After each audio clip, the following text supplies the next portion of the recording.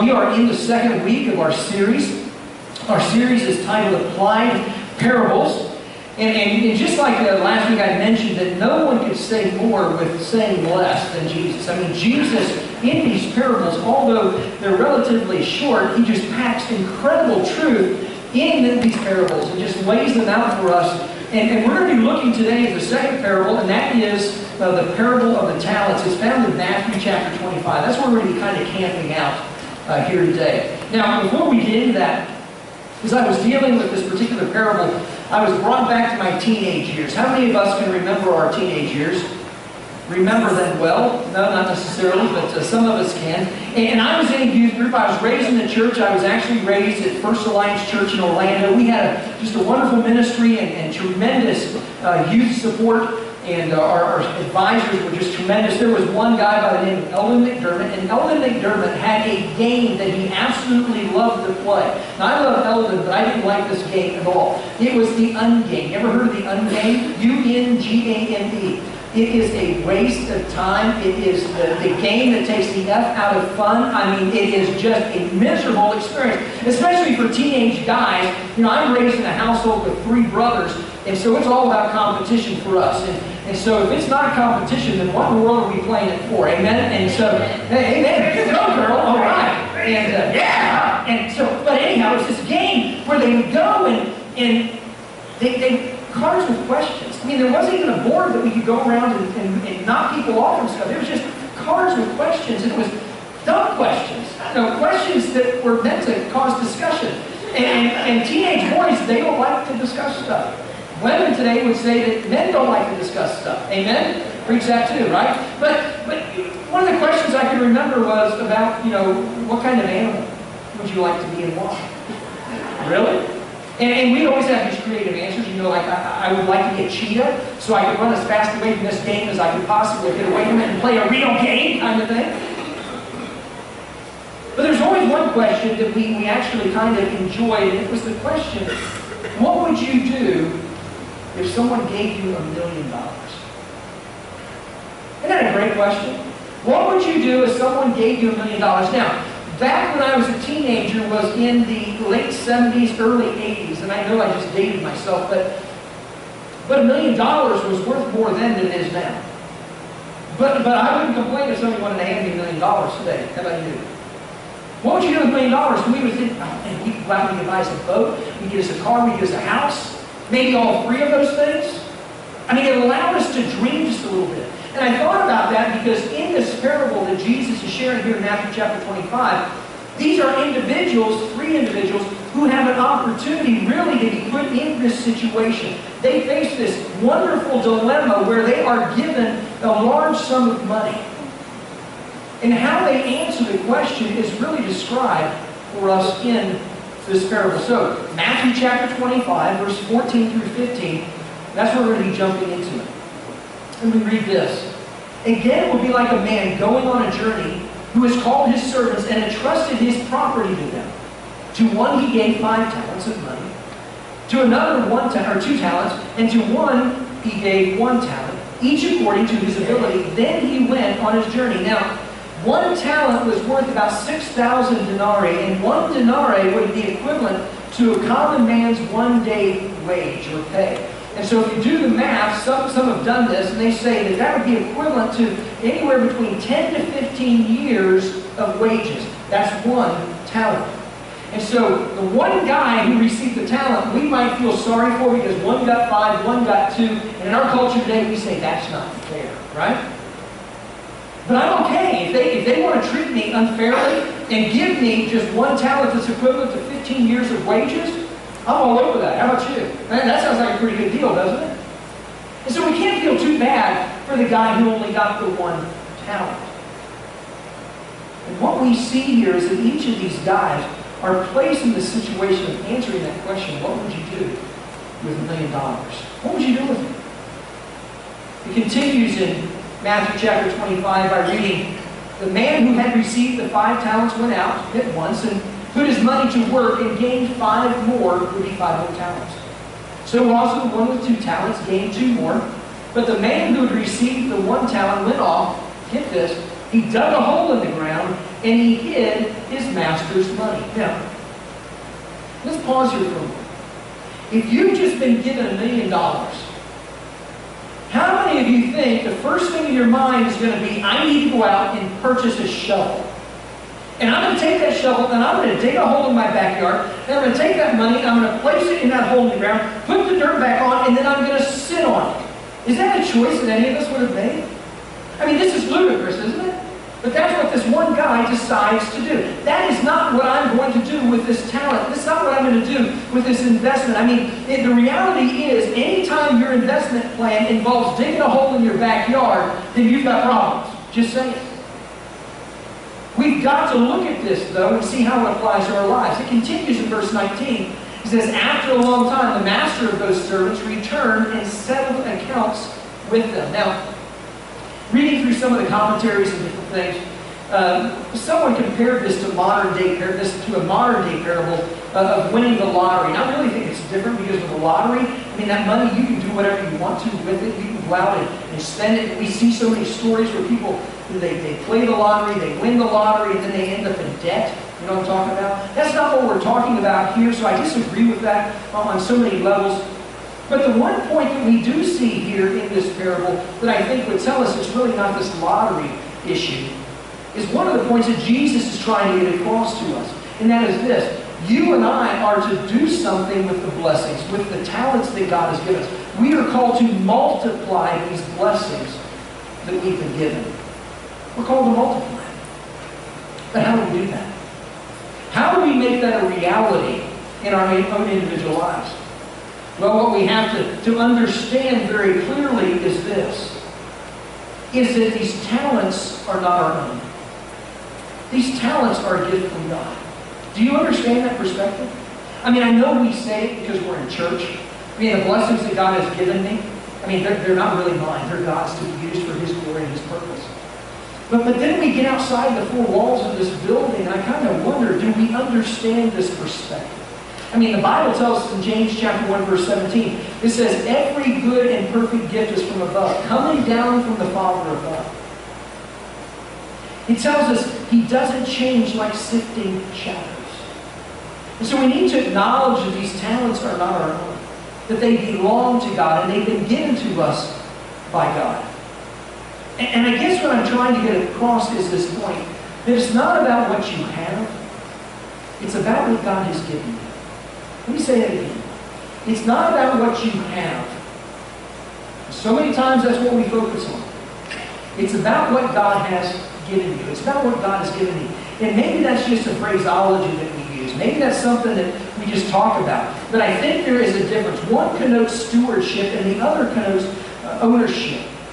Talents have been entrusted to each and every one of us. Let me say it again. Talents have been entrusted. We have been given talents from God. Each and every one of us have been given those. And our talents have been given to us generously by God to be used in a generous manner to touch the lives of other people. Now, understanding this concept of talents goes well beyond just financial management. And I think too often we think that's what it's talking about. It really goes to all the resources that we have. And I would even say it goes to the opportunities that we've been given. We've been gifted with talents so that we can use them for God's purpose and for our good. That's kind of what this parable gets at. As we continue reading in verse 20, it says this. The man who had received the 5 talents brought the other 5. He said, Master, you've entrusted me with 5 talents. See, I have gained 5 more. And listen to how his master replies. His master says, well done, good and faithful servant. You have been faithful with a few things. I will put you in charge of many things. Come and share your master's happiness. And then it says, the man with 2 talents also came, and he said, Master, you entrusted me with 2 talents. See, I have gained 2 more. His master replied, well done, good and faithful servant. You have been faithful with a few things. I will put you in charge of many things. Come and share in the master's happiness. And there's some incredible lessons for us here, I think. And the one that really jumps out at me is this, is that every success story has small beginnings. You talk to a lot of individuals who are CEOs, unless they were born into the business or presidents, the athletic director for the University of Florida. And you say, why the University of Florida? Well, I'm a Gator fan. I grew up in Florida. And what I know is the athletic director of the University of Florida's name is James Foley, and he is an individual. If you hear his story, he began at the University of Florida. His first job was cleaning toilets at Bengal River Stadium. He worked himself up into taking tickets and working in concessions. And then he oversaw the concessions. And then he eventually moved up until he became the athletic director of one of the largest athletic programs in the country. He began in such a small way with small beginnings. But he was faithful in the small things. And I think it's encouragement to so many of us that we've been given these talents, we've been given these abilities, and you may find yourself in a job or in a relationship where you're just frustrated because it's not going the way that you think it should be. And my encouragement that I see here is we need to hang in there and stick with and do the few things well that God has given you to do. And allow God to bless those and multiply those. Because when you do the small things, when you do a few things well, God blesses that and He reminds you that it's not about what you have, but it's about what He's granted to you so that you can be faithful in those things. And I hope that encourages us. We read as we continue in verse 24. It says, then the man who had received the 1 talent, he comes and he says, Master, I knew that you are a hard man. You're harvesting where you've not sown and gathering where you've not scattered seed. And so I was afraid. And I went out and hid your talent in the ground. And see, here is what belongs to you. I know the natural question out of that is this. How many of us bury our talents? How many of us bury our talents? But I need to take it a step further and say, how many of us bury our talents and then we criticize the system for not taking care of the people around us or taking care of us? And it may not even be the government that we're complaining about. We complain about the church, do we not? Why doesn't the church take care of this? Why isn't the church doing this? I think what we've lost sight of is the fact that we are the church. You know what that means? I mean, we say that we are the church, right? Well, what does that really mean? It means that we are God's answer. We are the part of the body of Christ, and He has empowered us and He has called us out to be the answer in the culture in which we live. Now, I can think back a couple of years ago when I was one of those individuals that would be extremely critical of the church. In fact, I was raised in that culture in many ways. I mean, yeah, we had the family that when we got out of the car, everything was just wonderful. And, you know, we had our sweater vest on, which were popular in the day, or the leisure suits, banging the forest green leisure suit with the big green polka dots. And, you know, well, I was looking good, too. You know, leisure suits. You teenagers really know what leisure suits are. And just let me say this, I hope you never have to know what they are. Amen? Those are god-awful. We'd get back in the car after the worship service, and my parents would begin to be critical of things that were happening in the church. Well, I'm glad that doesn't happen today, right? And we become critical about things. There's a period of time when I would literally express myself to God and say, God, why are these people so lame? Why are these people not doing stuff for the kingdom? Why don't these people do this? And why aren't they doing that? And I came to the realization that all I was doing was merely making this into reality. Because I wasn't willing to step up to the plate. I was coming to church, but I wasn't doing anything. And I know, I see it across churches in this country. We are inundated with those types of individuals. Listen, we're thrilled that people come here and worship with us. But let me tell you, the church experience and the church family is so much more than that. You know, it's more than standing when you're asked to stand, raising your hand periodically, sitting down and heading out the doors.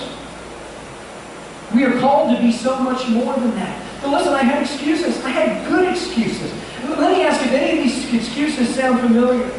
I had things like work and school. I had obligations. I had family. I had sporting events for my children to go to. I had family time. I had summer vacations.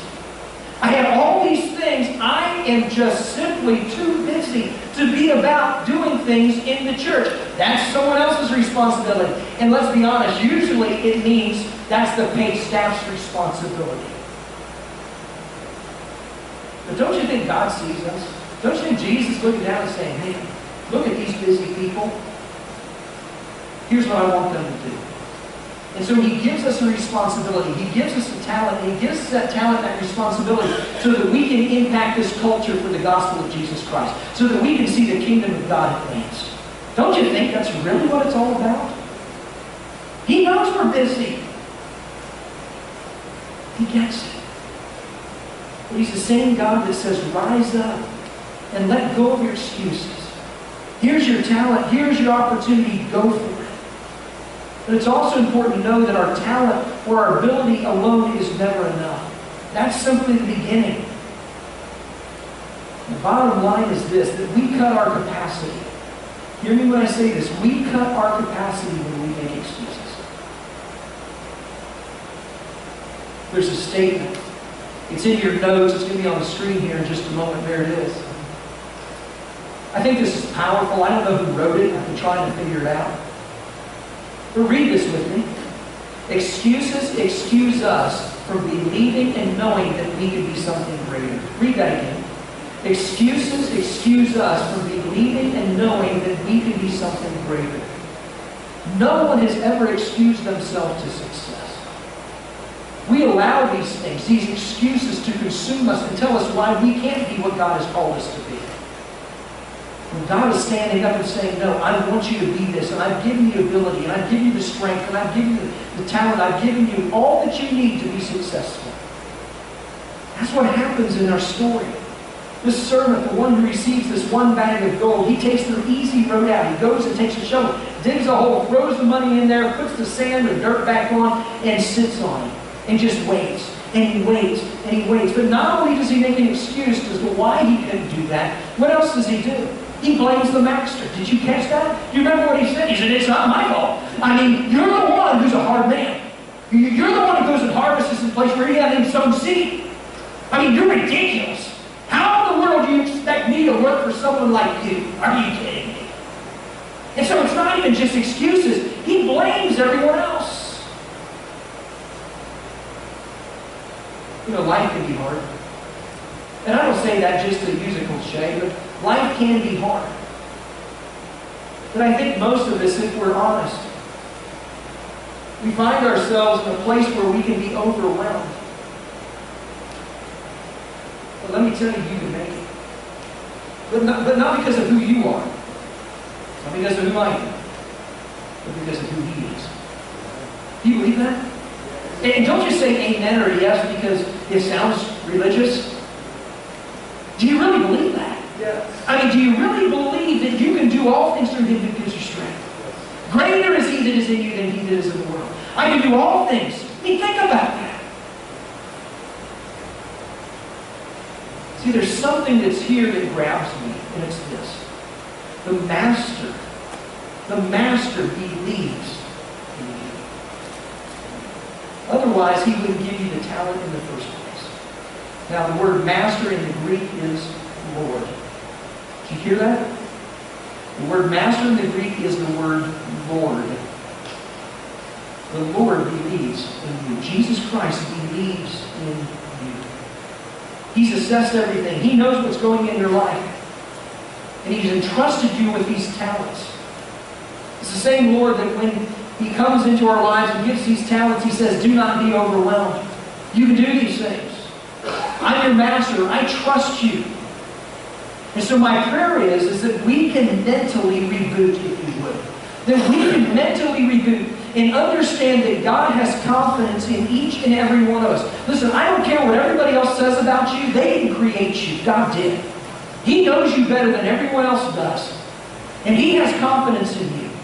That you can accomplish the responsibility, accomplish the task that He has put before you. For His glory and for your good.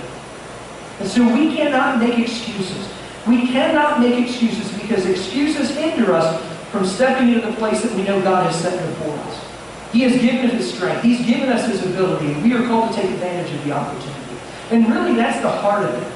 That's what these talents, at least in my mind, really are. These talents, as I think about them, they are opportunities. I mean, I think that's what the Master is communicating to these individuals that are gathered here. These three guys. One who got the 5 talents, one who got the 3 talents, and the one who got the 1 talent. He's saying, listen, here are opportunities. Here is an opportunity for you to show yourself approved. Here is an opportunity for you to hear those words at some point. Well done, good and faithful servant. Now, we've said in the past, that's what we want for our life.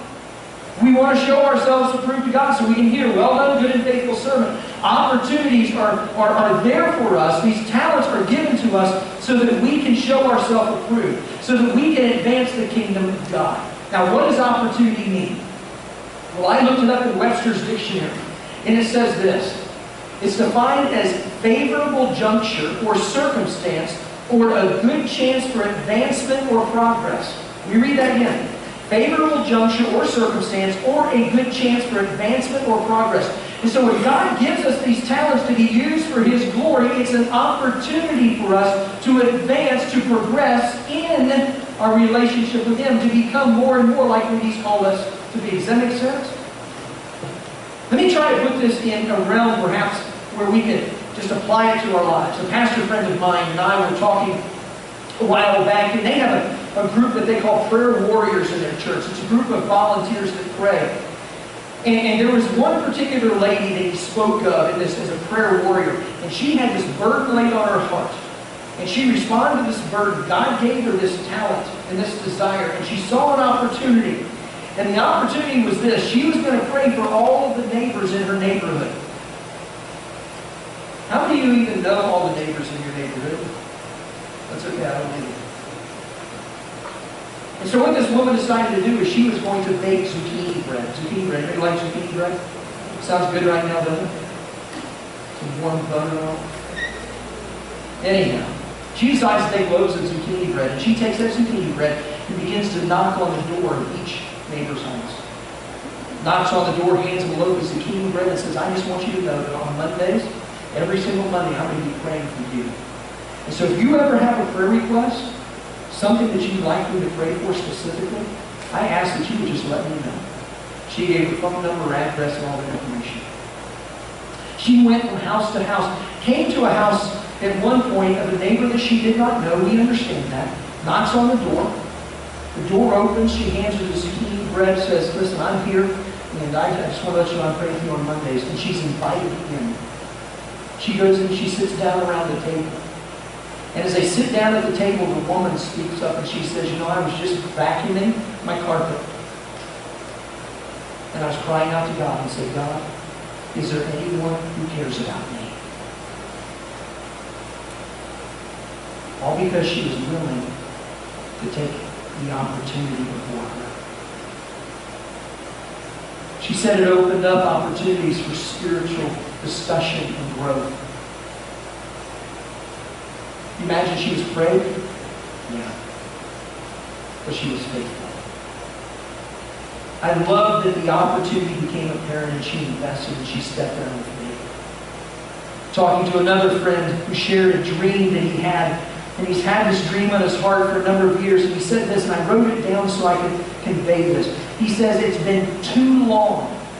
I've got to do something about this right now because I've been living in a state of paralyzed comfortability. And I can't seem to get out of it, so I've got to act. And as I heard that, I thought to myself, how many times how many times have we been in this position where we have been paralyzed to act? I mean, that's what's happening with this individual, this servant, this person who was given the one talent. They were paralyzed to act. Something was in their way, and they could not get beyond that. And I wonder if fear, I know the Scripture said fear is what kept him, but how many times does fear keep us from realizing the opportunities that God has put before us and actually stepping into those opportunities? I wonder how many times we experience that same thing, because that's where it started with me. How many times are we paralyzed by our comfort? We're afraid of what could happen. And what do we end up missing out on because we fail to act? You know, too often we're excited about playing it safe.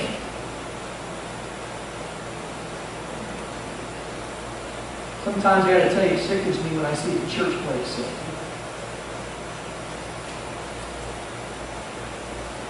I guess another way to say it is playing it safe is risky. Because playing it safe means that the potential is there that's going to halt what God wants to do in our lives. Playing it safe means we're going to allow fear to control us. In the New Testament, though, we see 16 times. 16 times Jesus says, do not be afraid. Say that. Do not be afraid. Say it again. Do not be afraid. Those are the words of Jesus. Do not be afraid. 2 Timothy chapter 1, verse 7. Read this text with me.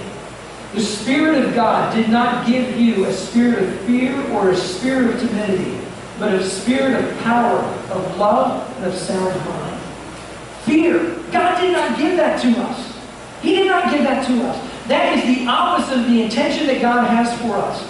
The man in this parable allows fear to lead him down this road of inaction. And let's be honest, that's where many of us end up.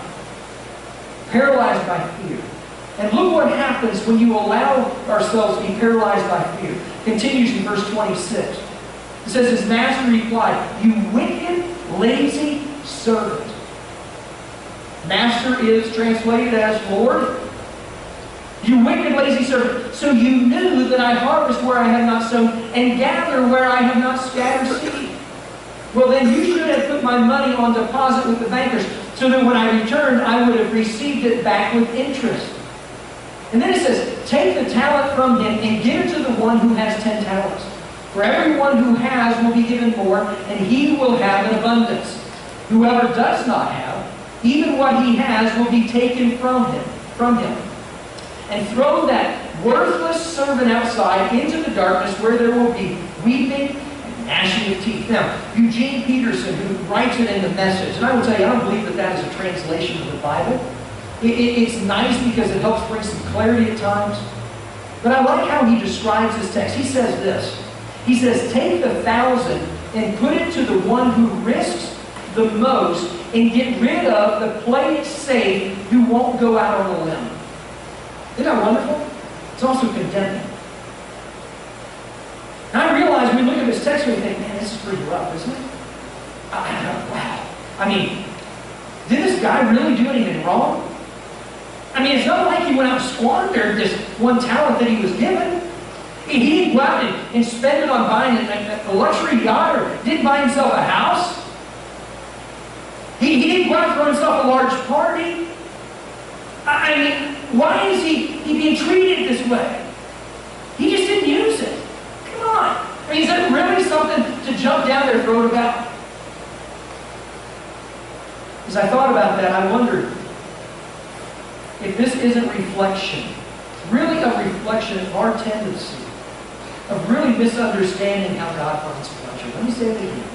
I wonder if it's not a reflection of our tendency of misunderstanding of how God finds pleasure. You see, I think too often we relate God's pleasure with the absence of mistakes as opposed to the presence of success. Too often we think God doesn't want me to mess up. God wants us to be successful. Well done, good and faithful servant. How do I know that? Because He calls us to go out and conquer for His kingdom. He calls us to take hold of salvation. When it comes to things that are evil, He says, storm the gates of hell. He tells us to be active. He calls us to come and follow Him, to pursue righteousness and faith out of a pure heart. That's what He calls us to. It is an idea of calling us to action, not settling into inaction. And too often, that's who we are as bodies of believers, here and globally. As I think about that, as I say that, it reminds me that the kingdom of God does not separate have and have-nots. It separates the do and do-nots. How many of us are do's? And how many of us are do-nots? Listen, it doesn't matter what you have. What are you doing with it? What are you doing with it? So when I look at this scripture, and the strong reaction that this master has to this individual who has dug the hole and placed it in and sat upon it, it communicates something. It's saying, stop playing in such a safe manner. Go out. Go out and initiate my gospel. This is the Master speaking. Go out and initiate my gospel in your own influence. Take the initiative. Go out and touch lives in your daily life. Increase the kingdom of God. Whatever that looks like.